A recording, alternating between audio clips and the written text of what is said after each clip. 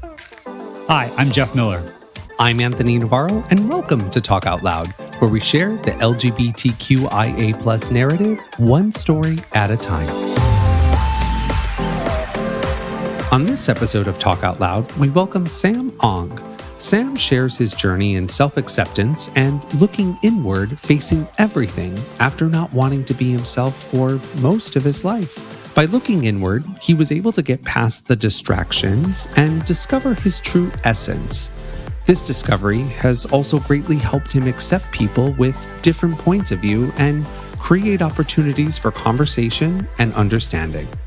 One of his joys today is volunteering as a mentor, helping at-risk LGBTQI youth in Los Angeles. Let's hear Sam's story. Sam, thank you so much for coming over this afternoon and being here with us and taking some time to spend some time with us and then spend some time with some of the people that might be listening. I'm really excited you're here. I am too. Thanks for having me. Yeah, no, thank you. And from the moment I met you, and just, I'm going to give you a little flattery here. Sorry, bear with me. You are someone who, like, from the minute we met, I hung on every word that you had to say. And there's just truth and wisdom, and you see things that help open my eyes to things. And you're just someone from the minute that I started envisioning doing this, I was like, oh, I want to share you with so many people. So thank you so much for being here today. Thank you. That's so sweet. Thanks for having me. I'm excited to see what comes out. No pressure. Sorry. No pressure. No pressure. No, awesome. Yeah, and so we've talked about a couple of things. Like, I think the common theme was like you've helped me with like acceptance in my life, understanding other people. And I'd love to just kind of talk about like your journey in life and getting to know like some of your history and who you are and what that's been like, and just kind of dive in. Totally. I'm trying to think like where to begin.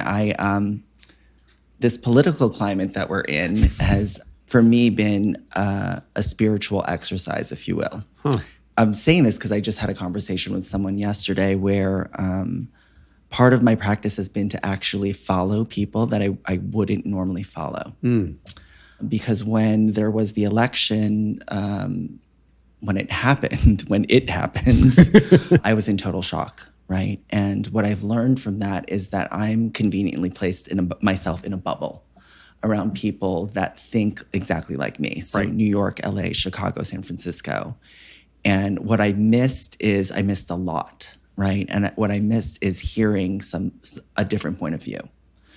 And recently my ex-boyfriend's first ex-wife, let's see if you could follow, first ex-wife, not second, first ex-wife, who I'm still in touch with and still very close with, had sent me an opposing view. And I found myself clicking through, and I'm rarely on social, but I was clicking through and I was like so irate, and I could feel it, my boiling and my heart racing, and I noticed it. And what I did was I followed them.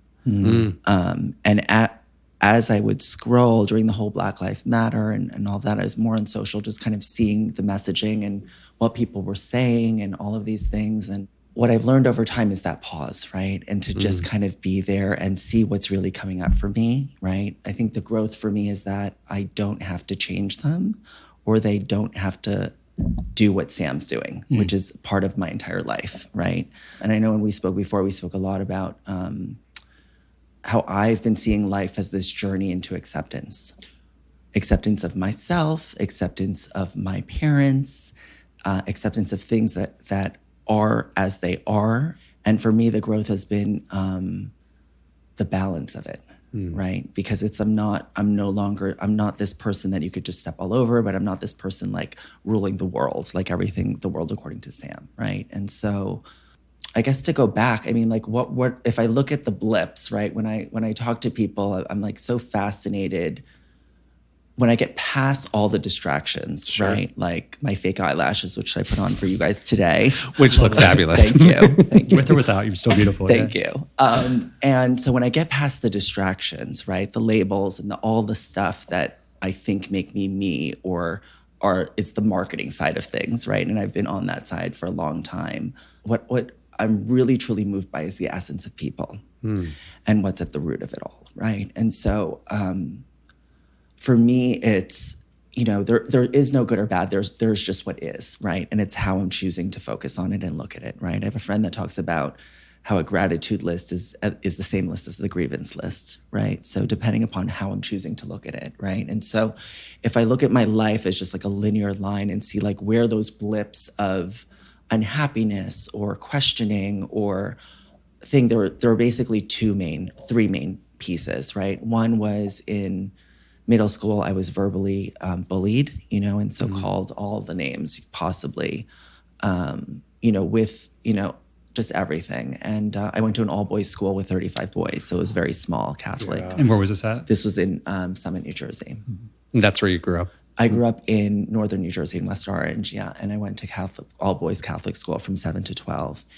And it was done in fun, right? But at the end of the day, it was also this, words, sticks and stones, whatever, that whole thing. And, right. and the words really impacted me, sure. right?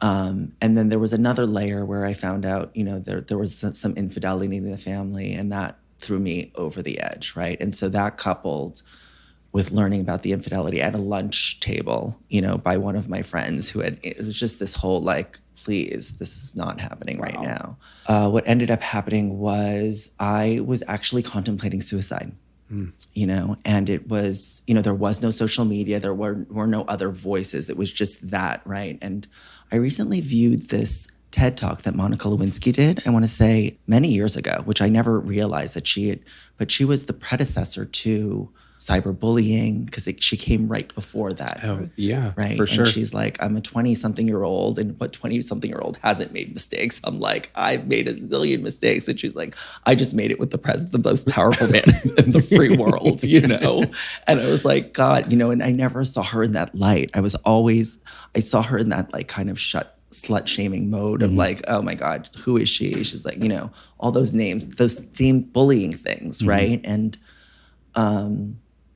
yeah, so, basically I found myself, I had an Eckhart Tolle moment is what I call it, right? He was, I think, on his bathroom floor. I was on my floor in my bedroom listening to like the Cure Disintegration album or something.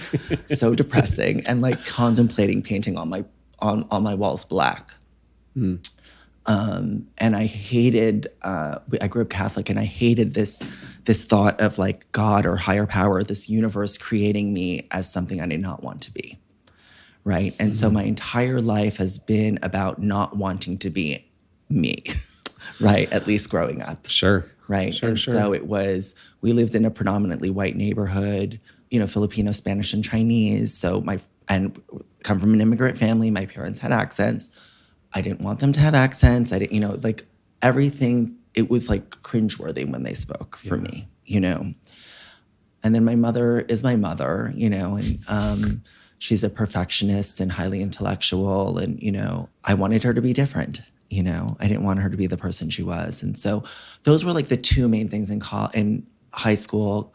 And then, I had some trouble with drugs and alcohol. It just like was this progressive thing, and I ended up getting sober, after 9/11, and I think that was the beginning of this thing of like face everything type thing, right? Where it's like there's no more distractions, right? Like what are the distractions first of all, right? And then kind of really getting down to my true essence and like who is Sam, right? And what does it mean to be gay? And God, all of the above, yeah. Am I making sense? Is this sound fine? Okay. So before you got to that point, I guess it's like maybe post 9/11, right? Yeah. So like that point, were you like uncomfortable with yourself still? I'm just trying to like guess. So like after like high school, like that was maybe like, were you like in college around? I went to college, and I went to a small college in Pennsylvania. I think there were 1,800 kids. It was 1% Asian. I was the 1%. And I chose that, right? Yeah. And there wasn't a huge gay population. And so it's interesting. I wasn't about to butch this up, and so the way I I dealt with it was to just look better, you know? And for me, that was labels and like designers, you know? And so what's crazy is at 15, I had a shopper at Barney's, New York, and they would call me when all the new Armani collection. And my mother she was a physician, but she was not wearing Armani or any of these labels. So it was like so insane. But I would pre-shop. I would, pre-look at the collection and I would pull things. I would try things on. And then I'd say, Mom, like, so Barney's called and they have this stuff and blah, blah, blah. And she's like, okay, well, let's go look. And so we'd go look. And then she'd like spend a chunk of change on me, And she wasn't wearing Armani, but I was. And it was just this, it was how she expressed love, right? Like if I think about like the love languages, hers was like do things and buy things, right? So gifts and service. And for you, it was how, at least for myself, I can identify, it's how you protected yourself. Yeah. And that was her It was my armor. Yeah, it was your armor. It's my armor. And I was going to ask you, I was like, how, you talked about the bullying, and just like, I'll pause for a second on that. Like, I don't have children, nor did I grow up in the time but at least when you and I were younger, we would go home and we would be away from it. And now kids, when they go home, it's still with them. It's still on their phone. And I think that maybe that's why, I don't study the statistics on this, but you see the numbers of children that, are killing themselves at the age of 12, 10, 15, and just like, what in the world? And someone pointed out to me, they're like, it follows them when they go home. Yeah. And so for you, it seemed like there was a connection that you learned that was your armor and part of this process. Yeah. And so, yeah.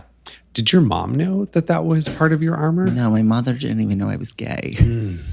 So she was just doing, this was like her way about it today. Yeah. But this was like her way of just showing love. Her way of showing love, exactly. She wasn't buying Armani for my sister. My sister wasn't asking for Armani. I was, and she was happy to provide, right? And so, it became this thing of just, when I talk about the distraction, that's what it was. It was a distraction where what happened was it became this hollow thing where everyone would notice things like, I love your Gucci loafers, or I love your Prada fanny pack, or whatever it was, du jour, the thing du jour, right? Yeah. And then there was never a true connection. Yeah. There's that book, The Velvet Rage by Alan Downs. Yeah. And, he talks about that, how as gay men, and I'm sure, and also as women, I think that it's not just gay men, but I'm sure there's women, and you can probably fill in the blank, where we want to be liked, but specifically with gay men, we want to be liked. And that's why that you see this like manicured aesthetic that you find in gay men a lot of times, because it's not necessarily that, some of us are, there's an artistic thing, but it's just, we just want to be loved. And we see that the marketing of what supposedly this, if you do this, X, Y, Z, you'll get this. Yeah. I'm grateful for the cleanliness leads to godliness aspect of my life. But I do look, and I realize now, like, and I was getting dressed before you came over, I was thinking about this earlier today, like, I would buy so much, like, whether it was Abercrombie back in the day, like in the 90s, whatever it was, like, put that label on me. Yeah. And now, like, all I buy is like basically like either green, black, gray, plain t-shirts for $9 at H&M. And that's just like, I'm very much, because I'm not looking, we all find things that fit us well, obviously, but I am at peace now. What a gift that is. Yeah. It's the curated life, right? Yeah. It's like, it's a distraction. And like, even now during COVID I've realized that there still are additional distractions that I don't necessarily see. I didn't see them as distractions till now, right? And so at the root of that, which is totally what you're saying, Jeff, is this, look at me, accept me, love me, right? Yeah. But underneath it, for me, it was because I don't love myself. Yeah. And I don't accept myself. Mm-hmm. Yeah. Right? Mm-hmm. So what led you to, I think we should just talk about what led you to start finding that acceptance? So I think there's been definitely a lot of different modalities. If I think about physical, mental, and spiritual, I've done a zillion things on the physical, whether it's going to Esalen or doing this cleanse with whatever, Gabriel Cousins, and going to Hawaii to do this other retreat. I've done a zillion and one. It's like I've been the seeker, whether even if it's just going to We Care, I've been seeking through, food and things, to, I think for me, the motivation was really aesthetic, right? Mm-hmm. Becoming raw vegan when I was in New York, when it was really kind of not really, veganism wasn't really a thing then, and so that was kind of part of it. And I think it's just like each step, there's been more of an awakening and more of a kind of looking inward, and I think for me, the journey, any great spiritual path or any great spiritual teacher ultimately should, and I'm shoulding, bring me back inward to myself, right? Yeah. And so like part of my practice lately has been about the head, the heart, and the gut. Right. And so like, I think when I used to meditate with these monks, they used to say like, yeah, you Westerners, you overdevelop your head.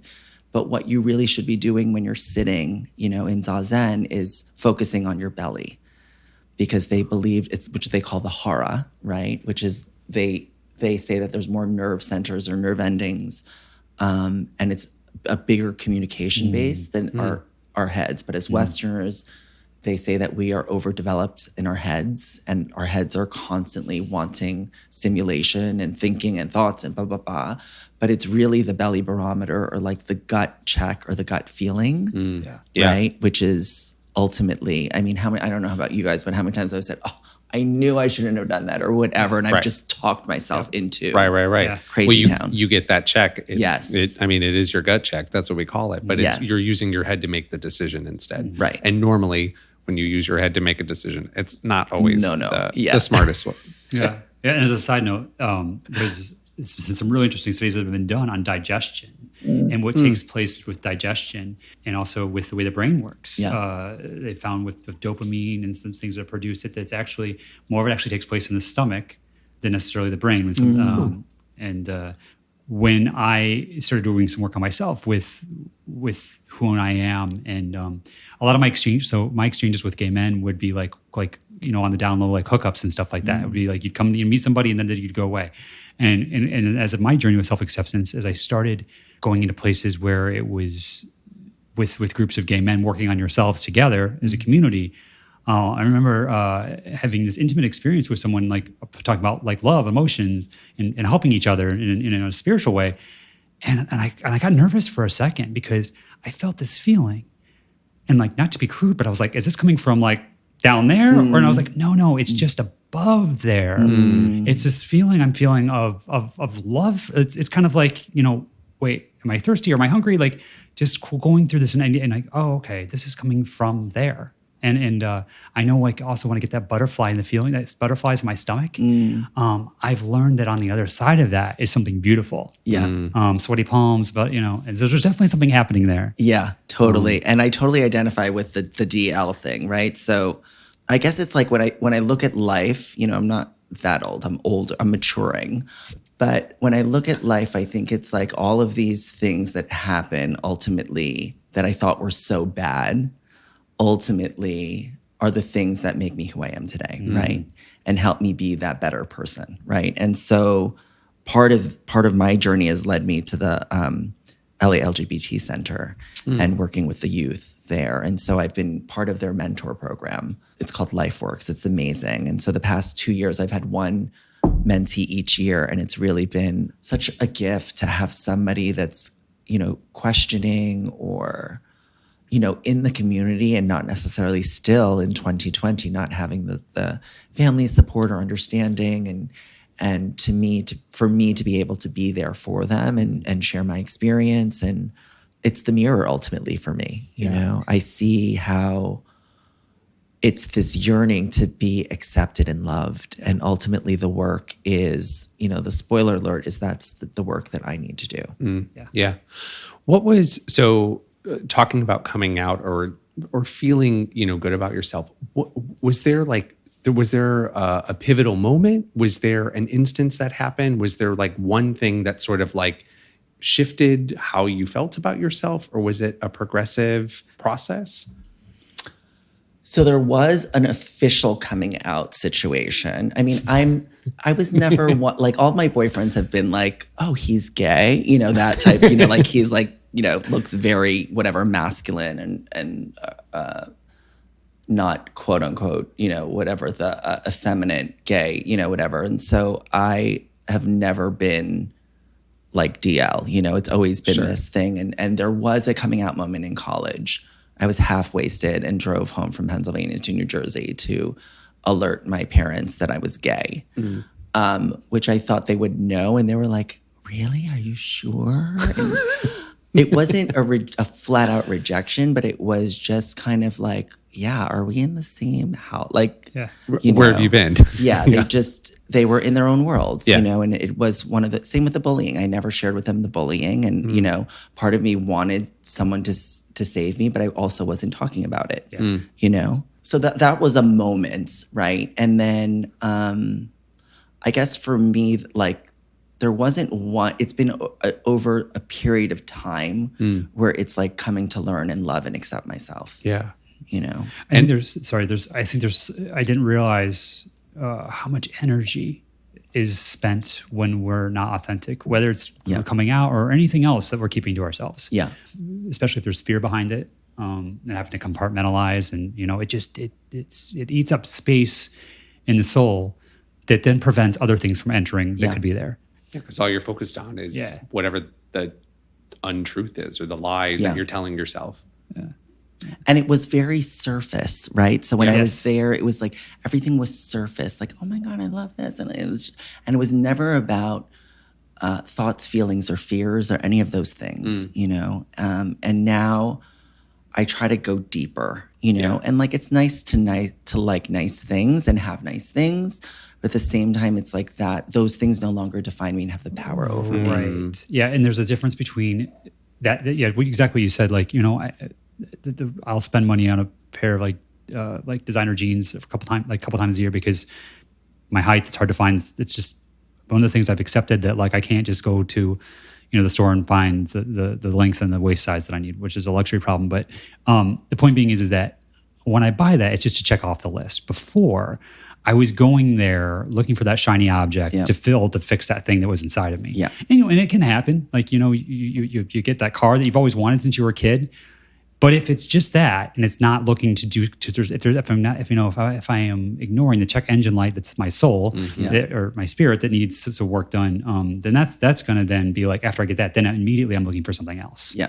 I guess though, like hearing, you know, where you were when you were like, say, in high school, it was almost like those things were maybe necessary to get you through that process. So do you feel like any of the kids that maybe you're working with today, do you see some of those similar traits, like them using, like, you know, this is my Gucci bag, or this is, you know, whatever, this is my Supreme t-shirts, or, you know, like just to kind of make their way through to help with that acceptance? Is that still happening today? Yeah, I think to a certain extent. My experience with some of the youth has been more internalized, actually, for them, where internalized in the sense of everything becomes a blame game for them, right? My parents aren't doing this, so that's why, you know, and it becomes this whole outward projection. And, you know, the journey's inward, really, right? And so it's like the self-acceptance and the self-love, you know? And that's just like a process in itself. Can I ask you, what are the tools, like whether it's music, art, like what are the tools today that help you with that? So it's interesting because COVID has brought up a lot of, you know, things for me. What I used to do, be so diligent with a practice. I used to do TM twice a day, and then I stopped that, and I was doing Vipassana and, you know, that meditative thing. When I was living in New York, I was doing Bikram 6 to 7 times a week. So just for those who are not familiar, TM, Transcendental Meditation, right? Yep. So it's 20 minutes meditation, sitting or laying, as long as the head's above the heart, 20 minutes twice a day. Okay. And then Bikram is a form of yoga? Bikram's a form of yoga in a heated room for 90 minutes, 26 postures. 26. Yeah. Get it. Jeez. Sweat it out. Yeah. So now it's, you know, it's interesting, I guess, as I grow into my being, it's a lot more relaxed and more free-flowing. And what it looks like today is I'll maybe hit one of 2 20-minute, you know, sitting meditations with Transcendental Meditation. And then I've been doing this. I have a lot of like wise people in my life. So I have like this mentor who used to be at Google, and this couple who's like my spiritual, they're like my spiritual unicorns, I guess is what I would call them. They're just like incredible, you know, like they're like, I met them and they're the reason why I'm living in LA, but I met them and I was like, they are legit a couple that I would love to emulate their relationship, right? And there hasn't been that modeling for me, really. Working on the relationship with yourself, how has that impacted the relationship you have with others? So it's interesting, like, you know, my experience is I can only go so far, right? And until I have the other is then that's when almost the work starts, right? So the way that looks is, well, I come from the school of the way I do one thing's the way I do everything, right? So if I'm closing my heart over here at work, I can't open it, you know, strategically in places. It's still going to be slightly closed. Right. So I had a lot of trust and jealousy issues. And that's kind of worked itself out, you know, because a lot of that was my view of myself was based on what you thought of me, right? Or what you said about me, or what, you know, how many like in today's world is like, how many emojis did they text? The wrong emoji, all of that Did kind they of. like my post on Instagram? Exactly. Yeah. Did they like it? Did they then comment? Like all of this kind of outward kind of thing. And so I actually got into a relationship with a mailman. I'm a sucker for a uniform. So, kind of convenient, right? Oh my goodness. His name was Keith. If you're listening, hi. Hey, Keith. I was newly off, you know, drink and drug, and it was the worst thing possible, but it was like also a good thing, you know.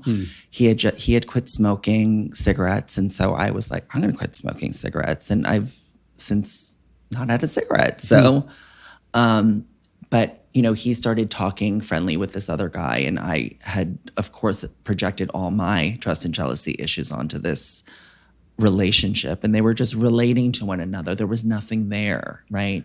And he couldn't assure me as many times or text or call or whatever and say nothing's happening, you know, because that was all my stuff that I needed to get through. That was my healing. And it was only in that relationship, it ended badly, but that I could actually then learn and grow, right?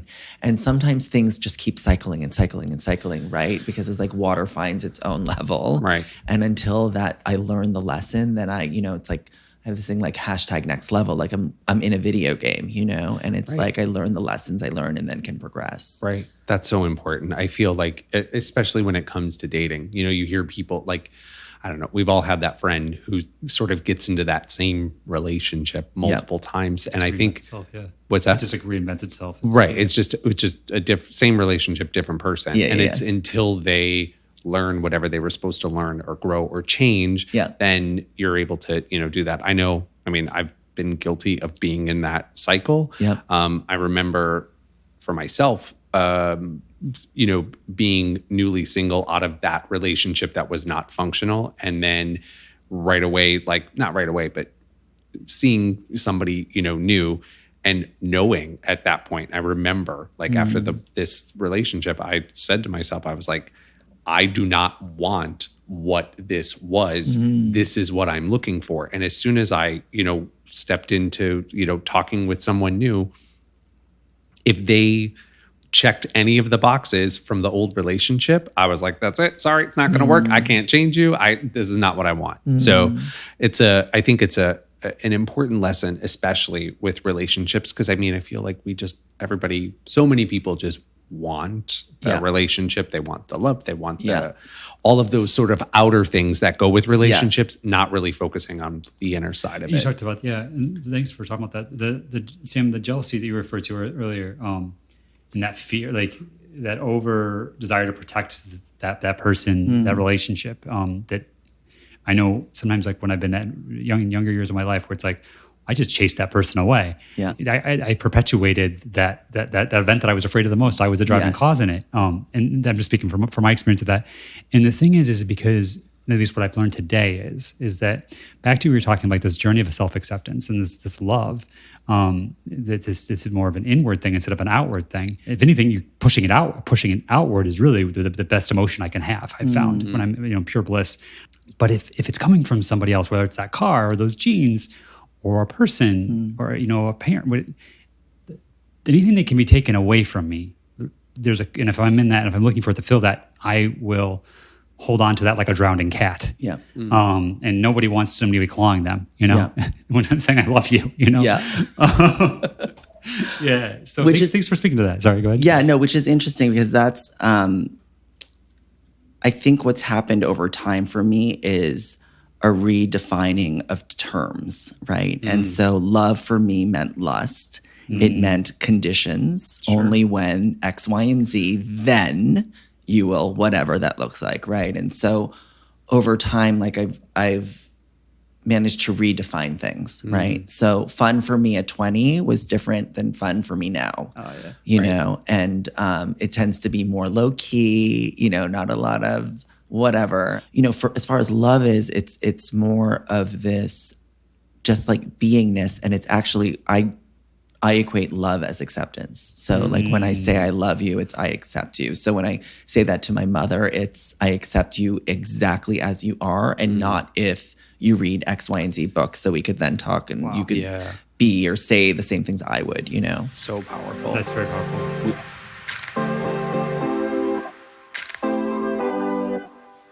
Long time ago, I had a friend of mine say, we were just talking about the world, the state of the world. And this was maybe like 10 years ago. And she said that one day, she said that one day when every parent can hold their newborn child and they can look at that baby and say and feel from their heart, saying that I love you no matter what. I accept you no matter what. She said, that's what would change the world and create world peace. Yeah. Because as soon as you have if you can accept your kin, your kids, your family for who they are, that love then just sort of transcends. And then that's how you start looking at other people. Yeah. It's a beautiful thing. It's so funny because, as you were saying that, how there's like the showbiz mother that never made it and then they project all their stuff onto you're right. That's exactly it. Yeah. Right. Like, because it starts within, right? Yeah. And so it's like, if I'm not accepting of myself, I'm not accepting of other people, but it goes both ways because I could practice acceptance with people and then turn that inward and vice versa. For sure. So if somebody is listening and maybe wanting to work on some acceptance of their self or changing, these terms to help with the acceptance, do you have any guidelines or tips on how you've done it that's been successful? There's multiple ways. I mean, so right now what's coming to me, there are two things. One is I used to do this breath work where it's holotropic breathing. It's a 3-part breath. And what I like about it is that it's on a cellular level. And so, everyone's got trauma, right? It's just what is the level of it? How has the body received it or hold onto it? I heard somewhere that emotion is energy in motion. And what's happened is it's locked in somewhere because I've either pushed it down or I've hid it away or I've whatever that is, right? Repressed it, right? Sure. So I think for me, this breath work exercise is really, I find myself crying. I think Wim Hof could be considered part of that, the Iceman guy could be part of that kind of breathing thing where it's a lot of the time I'm not breathing deeply, right? And then, mantras I find really useful. The one is I love and accept myself exactly the way I am. And then the other thing is to just the stillness in being in oneself. When you're when you going back to mantras, so is it like a ritual? Do you say something like in the morning, or do you say that maybe when you're feeling anxious or unsure, or is there some a way that you practice using that? It just varies, right? Like usually in the moment, if I then shift over to whatever animalistic, primal, fight, flight, whatever, it's like I definitely don't remember it. Sure. What happens for me is when I'm having conversations like this or with people, is that's when I remember like, oh yeah, that's like a tool that I could utilize and like, let me practice utilizing that. You know what I mean? Sure. Yeah. No, that's great. The mantra thing, I love that you said that word because it's one of my things that I remind myself is that I had a friend who's been like a mentor in my life and he said, Jeff, you've always had mantras. It's just they haven't been necessarily good ones. Yeah. Like, what is it you're telling yourself? Yeah. Like, what is it? And I was just like, oh man, I'm like, he's right. Like, he's so right. And I was down at this, it was LGBT event for really like working on yourself down in Florida a few years ago. And one of the breakout sessions was kind of dipping my feet in the pool of meditation, really trying to understand and better, dive into that. And they used an insight, I think it was from Insight, and it's just this woman, and I feel bad I don't remember her name, but you can Google it, and it's the mantra was, I love you, I'm listening. And it just repeated that self. And she talks about cocooning yourself. And, it sounds like a little like, the weird voice. And I've done it on my own since then, like back in Chicago, when I got back home from that, I just sat one night, like in the dark study. And I just, but the thing is that I love you, I listen. If I repeat that mantra, the back to you were talking about earlier, whether the head, the heart, the gut, it allows me to access, it's a portal to like, I don't even know, it's new territory, let me just be honest, where some people call it the divine. And that fact that I love you, I'm listening to what that voice is, and being able to go there and to meet that space, that's a space that I was trying to fill with all the shiny objects, where I wasn't going down. You said deeper earlier, like diving deeper into that place. So I would encourage anyone to realize, like some of the suggestions you've made that, and you know what it is like, it's very personal. You find stuff that works for you for a while that maybe is like really, in my experience, we did breath work actually right before, COVID down the street over at Unplug. And I didn't know what breathwork was, what to expect. And people were laughing, people were crying. And and I was just like, wow, would definitely recommend that to anyone who hasn't tried it. Yeah. And I don't know if you've seen Big Little Lies. I should have. Okay, so the second season, Meryl Streep's in it. And there's this incredible scream that she does. I send out the YouTube link to all my friends. And whenever I'm driving up the PCH, I always just like scream, because there's just like this energy removal kind of, there's a lot of energy that just needs to be moved. Yes. And then I love how you talked about mantra, because what I call that negative side of it is my theme song, right? And we all have a theme song. We sure do. And it's usually, I'm not good enough. Mine is, they won't like me, right? And so everything, whether I'm conscious or not, is how can I get them to like me, right? And so even still to this day, however evolved or whatever, it's like, no, there's still that piece in there, which works, right? It works when I'm in a work situation or sometimes, right? But then I take it to an nth degree where it doesn't work, right? And that type of thinking, where I become this chameleon, doesn't necessarily work in an intimate relationship when someone really wants to get them to know the real me. So that, it's the theme song. That's it's funny. You ever listen to Florence the Machine at all? Yeah. I love Florence Welch. I went and saw her in Santa Barbara last year. Anthony was gone for something. I think we were back in Chicago, and I was like, Florence is going to be in Santa. It was either Vegas or Santa Barbara, and I was like, the idea you said PCH. It was the first time I got to drive up PCH, and I drove up PCH, and I will sometimes like during like the week, like on Wednesday, like have a little time for myself and just get in the car and drive up PCH, and I will just belt whatever music it is. Sometimes just scream and just get that out. Like the music turns up as loud as possible. She has this lyric in one of her songs called Grace, where she said, I treated you the worst because you loved me the most. And I'm just like, oh yeah. Like, because the people that loved me the most, I mean, when Anthony and I dated when we were 25, and the reason that relationship got put on hold for 10 years because he loved me the most. And I couldn't deal with that. Yeah. Like, get away. Like, and so back to what you're saying about these relationships. You came back. Thank goodness. Couldn't stay away. Yeah, you were patient, thank God. But So I mean, but back to like, with relationships and when we're around other people, I really appreciate what you've talked about today about that, and how it affects you today. And I think like if questioning whatever, like I think the thing for me is the acceptance part of it is to just not to get out of the head and trying to define what bucket I fall in, right? When I started working with the LA LGBT Center, I was presented with this thing that they call the Queertionary. And it had all of the different terms and buckets or glasses or whatever you want to call them of how people define themselves. And for me, when growing up, it was straight or gay, right? Or I would say I'm dating a bi guy. And my gay friends would say he's not bi. He's just not out, right? And so now there's all these other buckets. There's fluidity and all of these things. And for me, it's no longer about the pronoun or any of those things. And if you need to have that or you want that, great, I acknowledge it. Right. But at the same time, I almost think it's like a distraction. Yeah. Oh, they're in that bucket. Oh, they're in that, it's like, oh, they're in that bucket today. There's a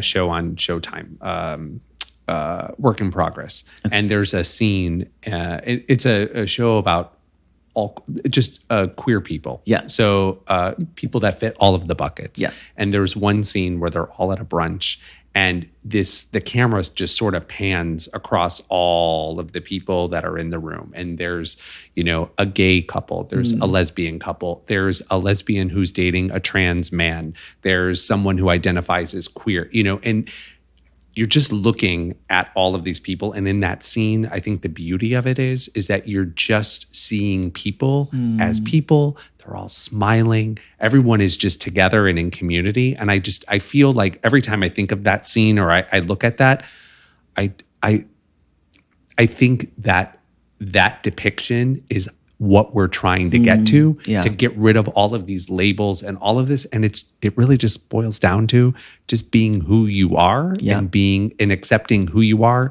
and not really caring what the rest of the world thinks. Yeah, totally. The last thing I will say, and it just came up, and finding myself getting a little verklempt, is to find that person that I'm reading this book called Showing Up. That's a great title. Yeah, it's a great book. It's taking me a little bit to get through because I'm distracted with all these other things. I just started Andre Leon Talley's book too. Anyway, I digress.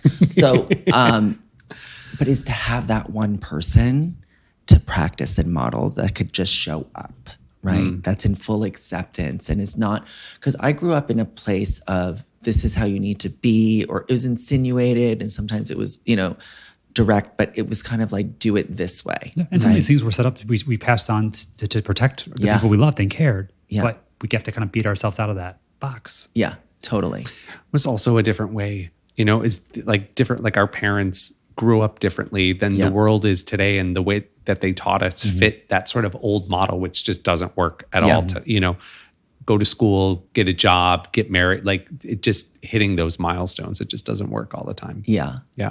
So my thing is just find somebody, whoever that is, that one or whatever, could be a crew of people. I tend to be more one-on-one, where I'm really able to share everything and to not be judged or, have their crap projected onto me and be this whole I think at first it was modeled in therapy, where I was able to create that cocoon in the womb in order to share things. But as I grow more into myself, is to have that thing and to be able to practice and hold space for someone else. It's so powerful, and it doesn't necessarily need to be this shared exact experience, but it's the essence of it, right? Yeah. The vulnerability. It's interesting because when I started this kind of journey for myself and acceptance, it was a lot of, it was usually with the other gay men. And now the one who's kind of like the person I check in with every week, we help each other, and he's younger than me, which I thought when I envisioned what this person would look like, I thought they would be older than me. I thought they would be gay.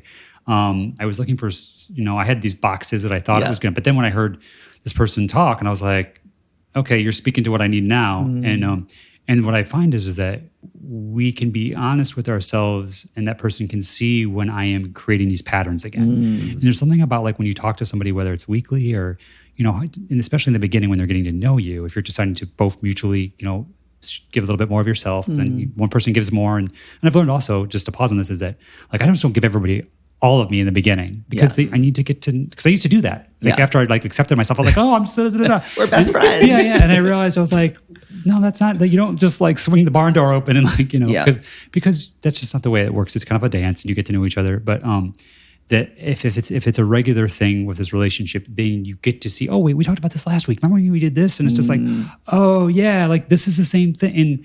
And holding space for one another, like you said earlier, for that. That's where, and then also helping other people, like with the LGBT Center here in LA. Those are the things where I'm emotionally able to kind of like be in the control tower, like at LAX, looking down upon things when I'm not like in the thick of it. And that's where change for myself has been catapulted in a less hurtful way. Yeah. I think that the power of we in life, and these things, in relationships, and how important they are. It can be such a powerful thing. Yeah. So if you were to give any words of advice or any thoughts on how, if someone wanted to start on a journey of acceptance of their own self, what would be the first step? God, it's so personalized, I guess. I mean, I think it goes back to just starting where you are and really challenging. Like for me, like, so some things that's been coming up for me, like in the beginning of COVID, I met a guy on the screen. And, you know, what my journey has been is like sex has been on one side and intimacy has been on the other side, right? And so I was presented that like in the beginning of COVID, right? And I was grateful that they weren't on this coast, because it would have just been a whatever. It would just been all sex and no intimacy, right? And for me, the intimacy side is about being curious and vulnerable, right? And so I got to practice doing that. So for me, it's really about just starting where I am and seeing what is that next challenge, right? So like it even can surface for me at work, where it's like they made a billing snafu and I was like, don't want to tell this, or don't want, you know, and that's for me the practice of just like being fully transparent, being fully, you know, and like a lot of it for me is learning how to language it. Like, hey, I'm really afraid to share this with you. There was a snafu. This is what it looks like. And then letting go and just seeing what comes back, right? Because normally I go into things trying to dress things and look, you know, curate the perfect experience, right? It works in events, it works in work, but it doesn't work when relating to another person, right? Yeah. So it's to just kind of be totally upfront and just lay things out and then see what comes back. That's like that keyword authenticity. Yeah. Right? Yeah. Vulnerability or authenticity, whichever you choose, you know, a little bit of that, a little bit of this. Well, I feel like work gives you the it's almost like the perfect playground to really like tell it like it is. Yeah. Like because you almost have to be like a straight shot now at work, because there's no way to get around anything. Everything is in writing. Everything's in email, text messages. You know, there's a paper trail. So in order to, you know, do that, I find myself when I've, you know, worked in the event world, it's like you do want to create this sort of like magical experience and not show any of the bad stuff and making the client happy and, you know, all of those things. And it's like, sometimes you just can't make them happy. And what I found is that when you just go and approach them and you tell you like, I understand this is what you want, but here's the situation. Maybe we can go with X, Y, or Z as other possible solutions, but this is just where it's at. And I feel like 9 times out of 10, as long as you're dealing with the right people, which I feel like that's a whole nother conversation, I feel like they will accept where we're at and work together to figure out how we're going to solve this problem or move forward. Yeah. So it's interesting. I had a boss that always used to say, Sam, it is what it is. Right. Move on. Yeah. You know, because I'd be like all the minutia of everything. They're like, it is what it is. Just let go. Right. You know? Well, and then all that time and energy that you're spending, like beating yourself up, telling yourself you screwed up, it's all your fault. And then you're not in any sort of solution base. Yeah. You're not. Yeah, the game's moved on, and you're still, you know, right. You're still stuck on you know, Tuesday and it's Friday. Totally. So I think the one thing, back to your question, is to start where you are, obviously, because where else are you going to start? But is to find something that pushes the envelope. So for me, that's doing something different that I wouldn't necessarily want to do. A lot of people that I talk to, it's, you know, there's that Seinfeld episode of The Opposites where George does everything opposite. He gets the hot girl. He ends up working for the Yankees. He just, you know, and that's the extreme of it. But, you know, there's little different actions in the everyday. I think back to my friend Alan, when, you know, he quit smoking, he would, you know, wallet, keys, right? And then lighter and thing. And so he would change up his thing in order so that he wouldn't reach for the same way. He'd go to a different route home, so he wouldn't pass by the gas station where he'd pick up his cigarettes. Like it's really those little tiny things that become the larger things down the road. Which goes, you know, then we're creating a different world. The world that I live in now is a different world than when I lived in 15 years ago. Not just because I'm older, but because of the patterns and have changed. I remember when I first really started accepting myself, and one of my friends told me, tell the story, is that he said, Jeff, he goes, I think you're ready to hear this.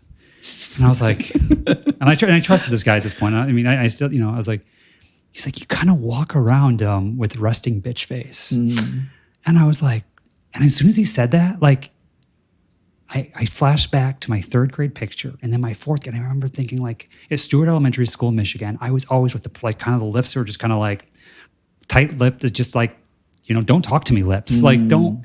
And then like that Monday when I went back like out into the world, because it was Sunday afternoon, and I had to walk my dog before work that morning, and I would do the same route like around the neighborhood every week, like this circle. And you see the same people that are out walking the dog every morning at 7:30, trying, you know, with the hustle and bustle, quick, get the dog walk done. And I was like, all right, like I kind of like I got like I was Harry Potter and I got a new broom, and I got out there and I was like taking it for a test drive, and I just kind of like the first person came up to me is, you know, going in the opposite direction, and I kind of like give them a half-assed smile, and they kind of like looked at me kind of like, was something wrong? And then like the next person, I completely smiled at the next person, and they smiled back. And I was just like, oh wow, like look how this works. And then like the next person, and then I was like, I'm going to add a wave in at the next one, you know? Yeah. And that walk was completely different than it had been on Friday. You know, and it was because I was no longer the resting bitch face guy walking around. And I just have to remember, like, when there's something like, so what I'm putting out is creating the universe that I'm bouncing back into. Yeah, totally. So that's it's amazing that, especially if at a younger age, you know, I was like 32 when that happened for me. But I love the fact that somebody who's younger, a youth that's maybe still 12, 15, it doesn't matter, that they can learn lessons from you that we can pass on to other people. So that maybe that there's more joy at an earlier age in their life. Yeah, so thank you for what you do. That's amazing. Thank you for having me. It's funny you mentioned the smile thing, because that I used to challenge myself to and play a game of how many people pre-COVID with the masks, but see how many people I can make smile. Oh yeah. Right. And so that could be another tool, is to just see what is the game that I'm playing. Yeah. Right. Resting bitch face or smiley, happy, joyous, whatever. Right. And so that's, it's to kind of see what is my pattern, what is the game that I'm ultimately playing. Yeah. People become reactive in those situations where maybe they're not smiling, or you're in your car and you're pulling into a parking lot and somebody else takes the parking space that you're waiting for and you negatively react. I think it just all goes back to, if you're having resting bitch face and you're walking around, like, it just goes back to what's going on inside. What is wrong internally? What happened in your day? Is it something that happened in your work day? Is it something that happened, you know, in your personal life? Where is that coming from? And just knowing, it's like in those moments, being able to take that pause, that deep breath, and just changing your reaction, or the way that you're going to react to something that maybe is not what you want to have happen to you, could totally change your walk, your experience, your getting your coffee, whatever it might be. Can we talk about gratitude for a minute? Yes. Yay. All right. Gratitude, the practice of gratitude, or gratitude, the cafe gratitude? It's Sam's choice. Because there's both. Okay. I'll start with cafe gratitude. Cafe gratitude is the reason why I'm in Los Angeles, because I'd met the owners, Matthew and Tercy, who are at Be Love Farm in Vacaville in Hawaii. I've been in LA 7 years, so I met them 8 years ago. And they have served as, God, I just get emotional, because they hold such a special place in my heart.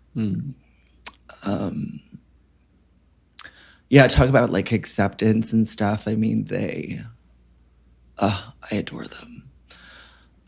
But I moved here because they had created a game, which was called Abounding River. It's still around. You can buy it on Amazon for like $3,000. No, I think it's like $200.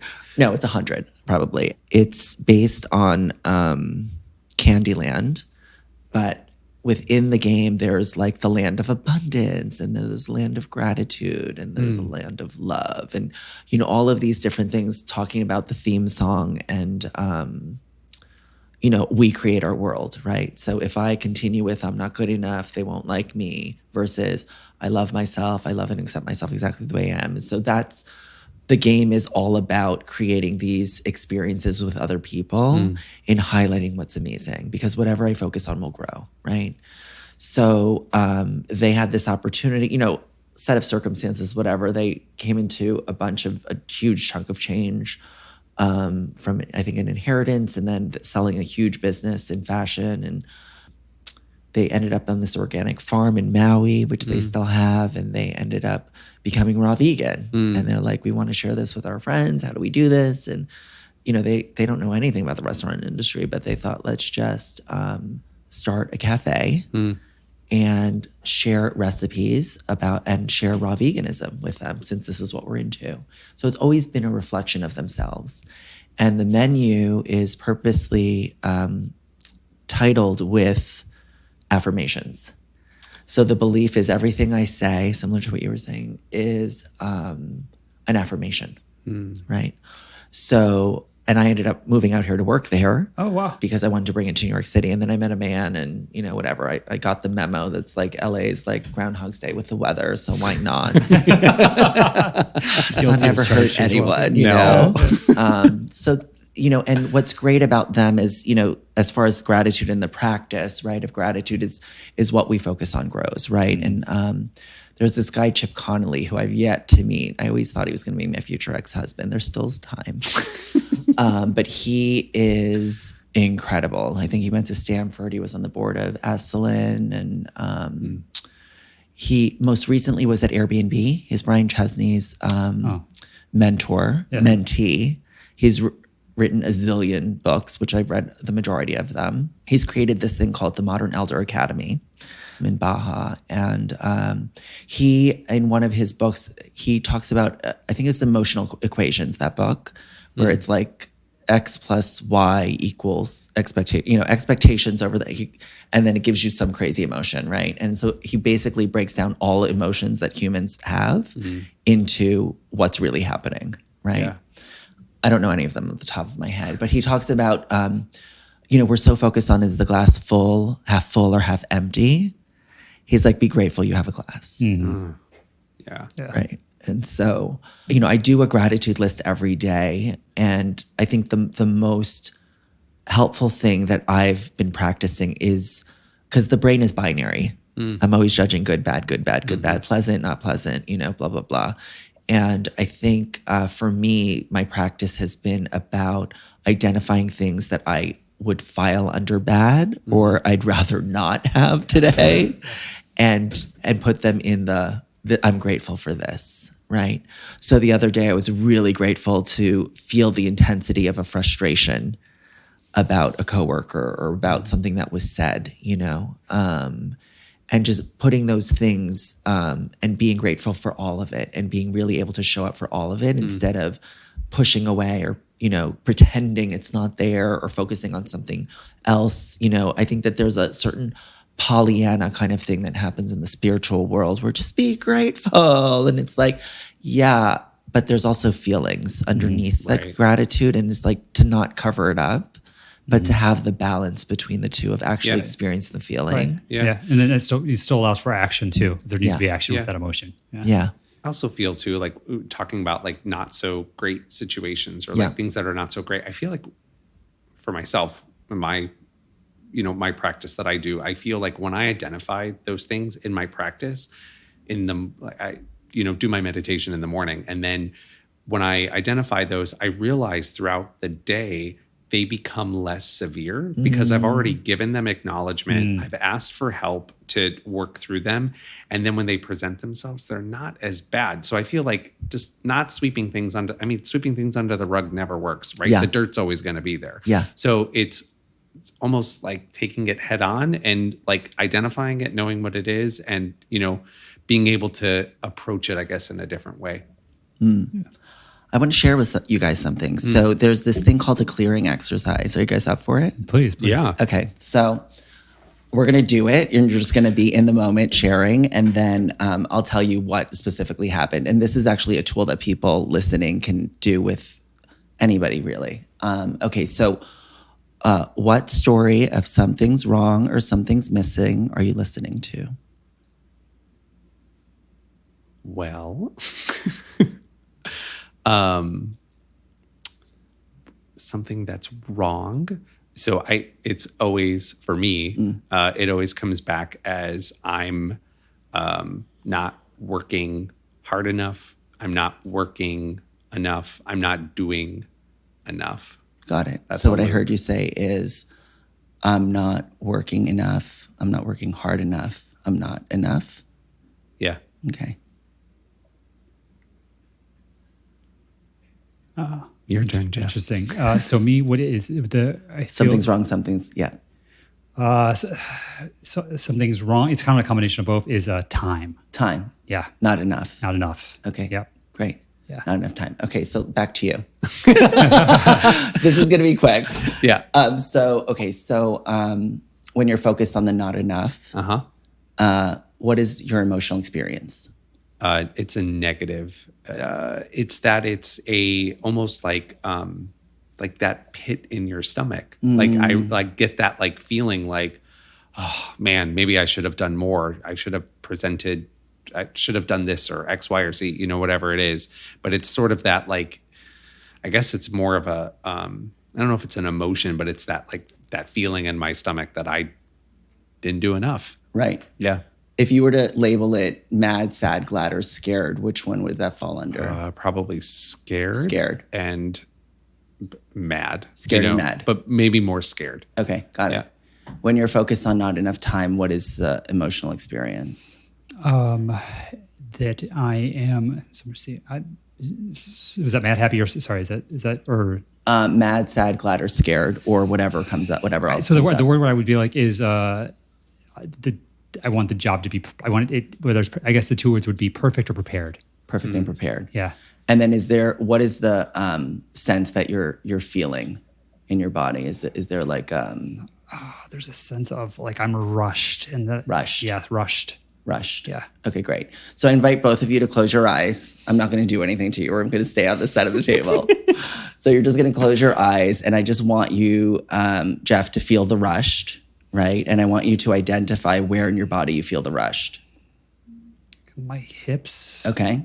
And my like hips to below like chest cavity. Fantastic. So I want you to just breathe into your hips and below your chest cavity into that area, and just notice your breath, just washing away and taking space in that area. Mm-hmm. Anthony, back to you. We're keeping our eyes closed. Mm-hmm. I'm still on my side of the table. They're closed. When your attention is scared and mad, right, with the not enough, where is, you had mentioned the pit. Is there any place you feel else in your body? It's from like the center of my stomach up to my chest cavity into almost where my heart is. That's so awesome. Yeah. Well, not really, but it is. So I invite you to just experience that feeling, right, of the pit and the fear and the sadness and the mad, right? And just breathe into it and just feel the air in there expand and whatnot. And just be with it literally for 3 more seconds.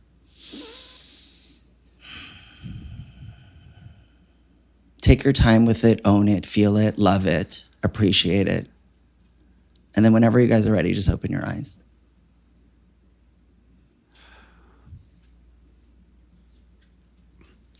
Now there's one more question. When do you guys feel most free? You first. When do I feel the most free? Yeah. And joyous. After doing stuff like we just did now. Awesome. Yeah. You? Laying by a body of water, ocean or pool, on a vacation in the sun. Awesome. Not a care in the world. Yeah.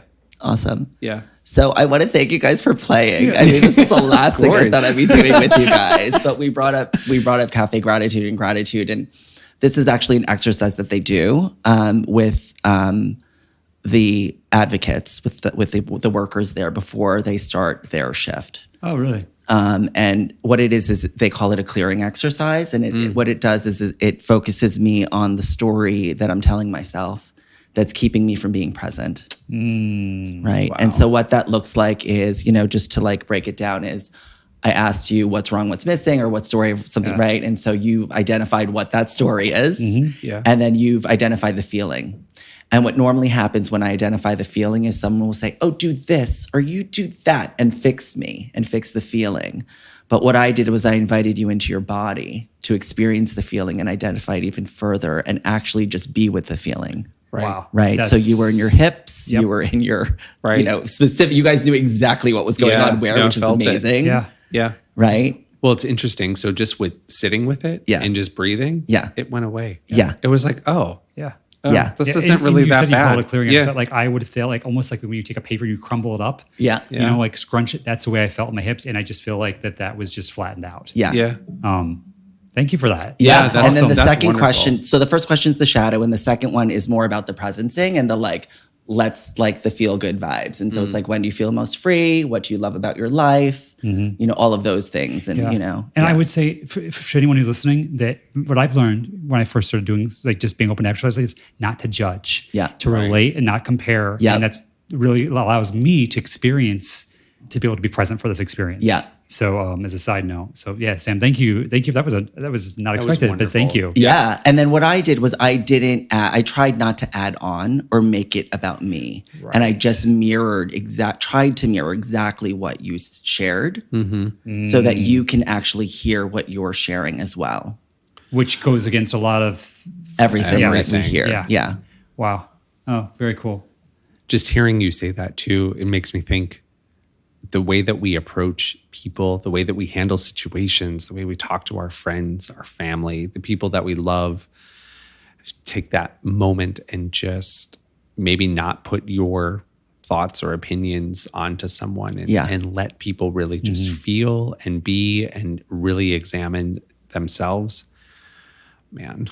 It's so powerful. That's It part is. of the practice of acceptance, right? Yeah. So for me to be here and fully just be with you and Yeah. what you're sharing with me instead of adding my stuff, right? When I was in couples therapy with Jason, it took me 3 months before I would say, Dr. Wild, but like, why is Jason doing that? Because, that's not how I would do. And he would say over and over, Sam, because Jason is Jason. He's not Sam. Right. And I'd be like, but that's not how I would do it, until 3 months later. And I was like, and I was like, oh, it's because he's Jason. That's what you're telling me. It took me what it took me when I was like, oh, that's what Jason does. Like Jason will just do that. That's not how I would handle it. Yeah.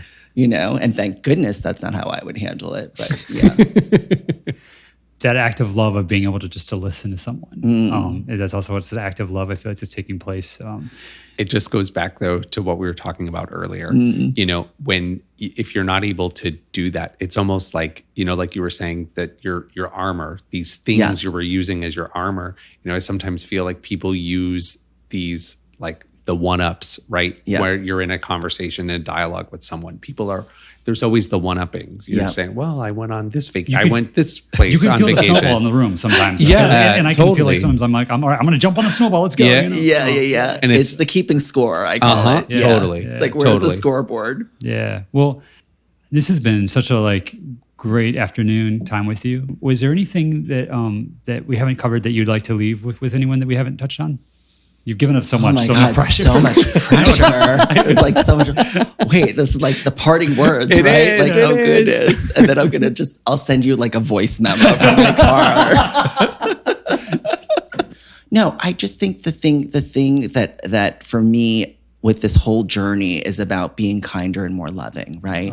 When I talk to anyone, that soundtrack or that consistent mantra that is unconsciously happening is highly negative, not really useful. And the practice that I've been sharing with a lot of people is like I wouldn't talk to anybody like I talk to myself, right? I'm like, it could be my most worst enemy, right? And so it's being surrounded with people that not only love me but also challenge me, right? And that can look in many different ways, right? And so yeah, I'm grateful that you guys are doing this. Hello. Thank you, so much for COVID, so you could focus on this. What an amazing project. Sam, thank you so much for joining us. We really appreciate it. And we can't wait to share all these beautiful lessons with the world. Thanks for having me, you guys. Yeah. Thanks, Sam. This conversation with Sam was really special for both Jeff and I, and we hope that you enjoyed learning about Sam's spiritual journey as well. To connect with some of the resources that Sam mentioned in today's episode, visit our website and click Sam's interview profile. All of the sources are in the quick links section of his interview. If you want to keep in touch with Sam, make sure you follow him on Instagram at HelloSamO. Thanks for listening to this episode of Talk Out Loud. If you're enjoying the show, please subscribe, rate us, and share with a friend. You can also follow us on social media at Talk Out Loud Live. If you or someone you know has an inspirational story and a member of the LGBTQIA+ community, we'd love to hear from you. You can reach out to us on our website at www.talkoutloudlive.com. You can also get your official Talk Out Loud gear in our online store. Thanks again for listening, and remember to be true, be you, and to talk out loud.